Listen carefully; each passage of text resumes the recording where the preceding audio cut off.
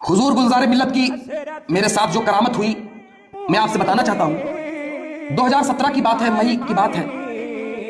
मेरे पेट में एक बीमारी हो गई थी, यहाँ लेफ्ट साइड में ऐसे छोटा सा गांठ टाइप का हो गया था और छूने पर महसूस भी होता था, अल्लाह आलम जाने वो क्या था, कि जब मैं बैठता था या उठता था तो ऐसा महसूस होता था कि वो नीचे ऊपर हो रहा है मेरे पेट में। और मैं उस वक्त छोटा भी था, 22-23 साल का था।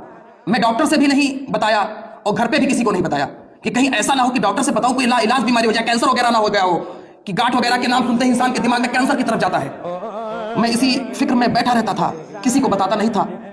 और जब मैंने सुना कि हमारे इलाके में एक मदरसे में सैयदी गुलज़ार मिल्लत आ रहे हैं, तो मैंने दिल में पुख्ता इरादा कर लिया कि जब वो आएंगे तो मैं उनसे दुआ करवाऊंगा और पानी पर दम वगैरह करवाऊंगा ताकि मुझको शिफा मिल जाए। उसके बाद जब वो आए तब मैं गया, बहुत भीड़ थी। और एक आदत आपने गुलज़ार मिल्लत की देखी होगी, जब वो आप बैठते हैं तो सर नीचे किए रहते हैं, कोई नजराना देगा भी तो बिल्कुल साइड में उठाकर कर देंगे। लेकिन जब मैं नजराना देने के लिए गया तो उन्होंने एक नजर मेरी तरफ देखा, फिर सर को नीचे कर लिया।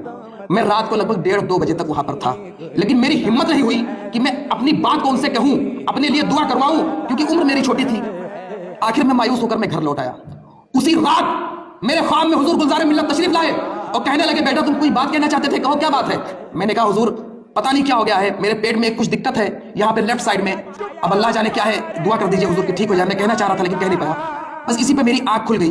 मैं कसम खुदा की कह रहा हूं कि 2-3 दिन बाद वो बीमारी खत्म हो गई, ऑटोमेटिक वो बीमारी खत्म हो गई। मैं ये बात खाना काबा में कह सकता हूं कि हुजूर गुलज़ार मिल्लत की मेरे साथ ये करामत हुई।